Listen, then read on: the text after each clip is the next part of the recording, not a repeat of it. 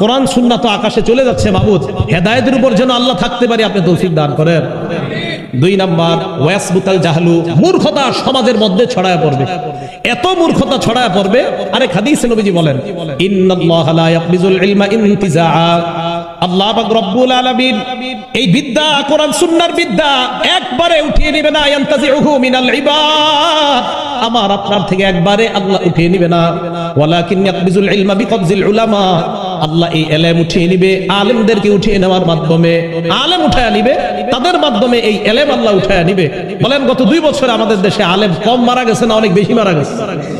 এটা আমাদের জন্য কিন্তু খুব চিন্তার বিষয় যে উলামায়ে কেরাম, আল্লামা আহমদ শফি রহমতুল্লাহ আলাইহি থেকে নিয়ে আল্লামা হাফেজ জুনায়েদ বাবনগরী রহমতুল্লাহ আলাইহি সহ আল্লামা নুর হোসেন কাসরি রহমতুল্লাহ আলাইহি সহ কত বড় বড় উলামায়ে কেরাম, মুফতি ওয়াক্কাস সাহেব রহমতুল্লাহ আলাইহি সহ, তো এই যে যাদের নাম এখন মনে আসতেছে না সবার, এই বড় বড় উলামায়ে কেরামকে উঠিয়ে নেওয়া, আল্লাহ ইলম উঠিয়ে নিয়ে, এই ইলম উঠিয়ে নিলে আপনি যতই বলেন, আমাকে যতই বোঝানোর চেষ্টা করেন হুজুর আপনারা হিংসা করেন, অমুককে হিংসা করেন, তমুককে হিংসা করেন চেয়ারে বসলে, না না হিংসা করি না, বিশ্বাস করেন ইলম উঠে যাচ্ছে বলে যাকে তাকে আপনি চেয়ারে বসায় দিচ্ছেন। নবীজি বলেন হাত্তা ইজা লাম ইউবকি আলিমান, যখন আর আলেম খুঁজে পাবেন না তখন ইত্তাখাযান নাসু রুউসান জুকালা, জাহেলদেরকে আপনি ধর্মীয় নেতা বানাবেন, বানানোর পর এখানে বসাবেন, বসানোর পর ফাস্তাফতাও, প্রশ্ন করবেন, ফতোয়া জিজ্ঞাসা করবেন, ফাফতাও বিগাইরি ইলমিন, ওই জাহেল এখানে বসে ফতোয়া দিয়ে দিবে, ফতোয়া দেওয়ার পর ফাদাল্লু আদাল্লু, নিজে পথভ্রষ্ট হবে, সবাইকে পথভ্রষ্ট করবে। এখন এই হাদিস আপনি কোথায় রাখবেন বলেন? এই হাদিসটা বললে বলে আলেমরা হিংসা করে, এই কথা আপনি কেন বলেন? তা হাদিস কেটে দেন, মুসলিম শরীফ থেকে হাদিস কেটে দেন। এটা হিংসা না, মনে রাখবেন। অযোগ্যরা চেয়ারের মধ্যে বসা মানি ইলম দুনিয়া থেকে বিদায় নিচ্ছে। তাই আপনি অযোগ্য কাউকে কোরআন শুদ্ধ না, হাদিস শুদ্ধ না, একটা আয়াত সুন্দর মতো পড়তে পারে না, হাদিসের একটা ইবারত দিলে দাঁত 34টা ভাঙার সম্ভাবনা, তাকে আপনি যদি আপনি দেন যে না আমি আপনাকে ফতোয়া দেওয়ার জন্য বানাইলাম, সেখানে সে বসে তখন বলবে সিনামাজে জায়েজ নাই, এটা কোরআনের কোন আয়াতে আছে?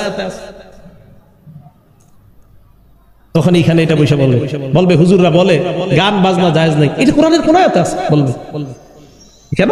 আল্লাহ ইলম উঠায় নেবে, মূর্খতা ছড়ায় পড়বে, তখন মূর্খ এখানে বসে অন্য মূর্খদেরকে শিখাবে, বাস মূর্খ মূর্খ মূর্খ। আল্লাহ আমাদেরকে হেফাজত করেন। বুখারীর 80 নম্বর হাদিস বলতেছে, 1 নম্বর ইলম উঠিয়ে নেওয়া হবে, 2 নম্বর মূর্খতা ছড়ায় পড়বে, 3 নম্বর ওয়ায়ুশরাবাল খাম, মদ পান বৃদ্ধি পাবে, মাদকের জয় জয়কর অবস্থা হবে, মদ পান বৃদ্ধি পাবে। হাদিসের মধ্যে আছে 4 শ্রেণীকে জান্নাত না দেওয়াই আল্লাহর হক, এর মধ্যে একজন মুদমিনুল খাম, যে ব্যক্তি মদ পান অবস্থায় মারা যায় তার জান্নাত না দেওয়াটাই আল্লাহর হক। কিছুদিন আগে আমাদের দেশে ভয়ঙ্কর অনুষ্ঠান হয়েছে, সেখানে ভয়ঙ্কর ভাবে মদ পান করা হয়েছে। আল্লাহ আমাদেরকে হেফাজত করেন।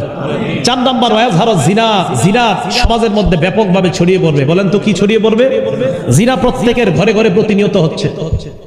হ্যাঁ, প্রত্যেকের ঘরে ঘরে প্রতিনিয়ত জিনা হচ্ছে। দলিল বুখারী শরীফের 6612 নম্বর হাদিস। ক্বালা রাসূলুল্লাহ সাল্লাল্লাহু আলাইহি ওয়াসাল্লাম, আল্লাহ নবী বলেন ইন্নাল্লাহা কাতাবা আলা ইবনি আদম হাজ্জাহু মিনাজ জিনা, আমাকে, ওনাকে, আলেমকে, আপনাদেরকে সবাইকে আল্লাহ জিনা নামক পরীক্ষা দ্বারা পরীক্ষা নিবে। সবাইকে, এই হাদিসে সবাই অন্তর্ভুক্ত।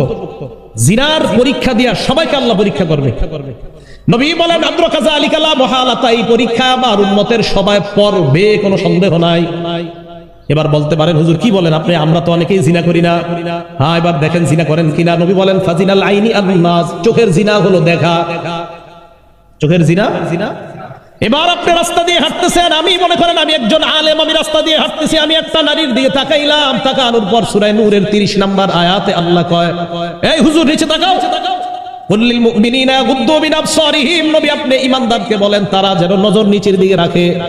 এখন আমি আপনি আমরা নজর নিচে নিলাম, দেখেন একটা অবৈধভাবে কোন নারীর উপর নজর পড়ছে, আমরা নজর নিচে নিলাম। এবার শয়তান কয় নজর উপরে উঠাও উঠাও। আলীকে আল্লাহ রাসূল বলে ইয়া আলী লা তুতবি'দ নাজরাতান নাজরা, আলী একবার নজর পড়ার পর দ্বিতীয়বার নজর দিও না। ফা ইন্না লাকাল উলা ওয়া লাইসাত লাকাল আখিরা, প্রথমবার মাফ, দ্বিতীয়বার মাফ না। এবার আপনি শয়তান বারবার কয় তাকাও, আপনি তাকান না, ঠিক আছে, হ্যাঁ আপনি যদি তাকান আবার ইস্তাশরাফা শয়তান, শয়তান আপনার সামনে একটা কালো মেয়েও যদি বোরকা ছাড়া পর্দা ছাড়া হাঁটে, এই মেয়েটাকে আপনার চোখে মোহনীয় করে আপনার সামনে উপস্থাপন করবে। এটা নবীজি হাদিসে বলেছেন। 1 নাম্বার চোখের জিনা দেখা। এখন দেখেন আপনি দেখলেন ওয়াজিনাল লিসান আল মান্তিক, মুখের জিনা, কথা বলা। অপরিচিত রং নাম্বারে একটা মেয়ের সাথে আপনি কথা বললেন, আপনারা হয়তো এরকম হয় না, যে জায়গায় হয় এটা বলতেছে, সম্ভবত আপনাদের জীবনে এগুলো ঘটেনি। তো রং নাম্বার একটা মেয়ের সাথে কারো কথা হইল, কথা হওয়ার পর এবার দেখেন রাতের বেলা বিছানায় শুয়ে চিন্তা করতেছে মেয়েটা না জানি দেখতে কেমন, আহারে তার চোখ কেমন, তাকে না জানি দেখতে কেমন। ঠিক এরকম কল্পনা হতে পারে কিনা?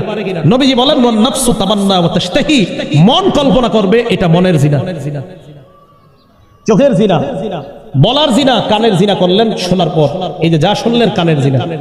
এরপর নফস দিয়ে আপনি কল্পনা করলেন মনের জিনা। পরের দিন আবার কথা বললেন, এবার আপনাদের ফিক্সড হলো সাক্ষাৎ করবেন। সাক্ষাতে আপনি হাঁটতে হাঁটতে রওনা করলেন, পায়ের জিনা আপনার চলতেছে।